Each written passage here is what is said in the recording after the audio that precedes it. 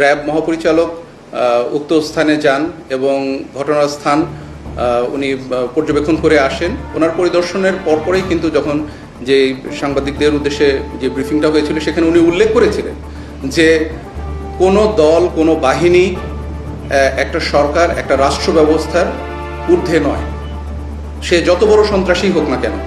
এবং উনি দ্ব্যর্থহীন কণ্ঠে সেখানে ঘোষণা করেছিলেন যে কাউকে বিন্দুমাত্র ছাড় দেওয়া হবে না, যারা অপরাধ সংগঠিত করেছে তাদেরকে অবশ্যই আইনের আওতায় আনা হবে।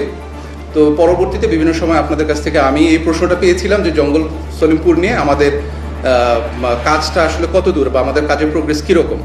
তো এরই ধারাবাহিকতায় কিন্তু গতকালকে আপনারা দেখতে পেয়েছেন যে যৌথ বাহিনীর একটা বড় অভিযান, এবং এই অভিযানে প্রায় ৩,৫০০-র অধিক সদস্য সম্পৃক্ত ছিল, যেখানে র্যাব ফোর্সেসের প্রায় ৩৭১ জন সদস্য, সেনাবাহিনীর প্রায় ৪৮৭ জন সদস্য, চট্টগ্রাম জেলা পুলিশের ১৮৬ জন সদস্য, চট্টগ্রাম মেট্রোপলিটন পুলিশের ৮০০ জন সদস্য, আরআরএফ চট্টগ্রামের ৪০০ জন সদস্য এবং আরও অনেকে মিলিয়ে টোটাল এই বড় একটি যৌথ বাহিনী গঠন করা হয় এবং বৃহৎ আকারে এই অপারেশনটি পরিচালনা করা হয়।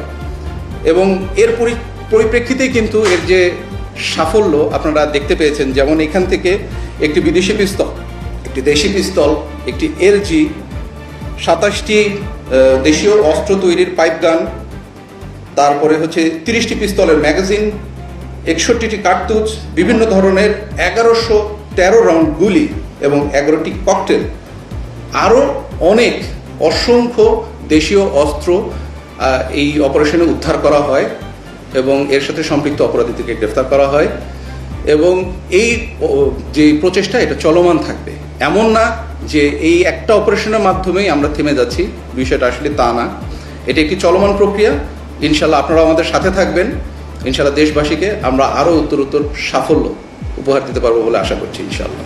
প্রাথমিক জিজ্ঞাসাবাদের ভিত্তিতে যেটা আমরা জানতে পেরেছি, এই অস্ত্র এবং অ্যামিউনিশন এটা চট্টগ্রাম এলাকা থেকে এসছে ঢাকায় মোহাম্মদপুরে এখানে ছিল, এবং এখান থেকে পরবর্তীতে এটাকে নিয়ে যাওয়া হচ্ছিল পাবনা এলাকায়। আপনারা জানেন যে বিভিন্ন সময় আপনারাই বিভিন্ন গণমাধ্যম মিডিয়াতে আপনারা প্রকাশ করেছেন যে পাবনা, কুষ্টিয়া, ওখানে যে চরাঞ্চলগুলো আছে এখানে আধিপত্য বিস্তারকে কেন্দ্র করে বালুমহলের যে কর্তৃত্ব আছে সেই কর্তৃত্বকে লক্ষ্য করে সেখানে বিভিন্ন সময় গোলাগুলি এবং সন্ত্রাসী কার্যক্রম পরিচালিত হয়।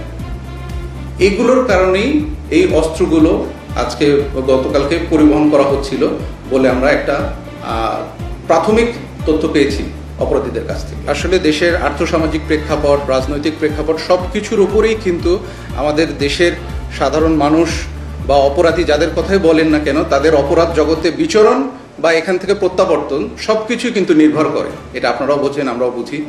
তো বর্তমান যে পরিস্থিতি, এই পরিস্থিতিতে আপনি যে কথাটি বললেন, এই বিষয়টি আমরাও পরিলক্ষিত, আমাদেরও গোচরীভূত হচ্ছে এবং আমরা দেখতে পাচ্ছি যে আমাদের গোয়েন্দা নজরদারির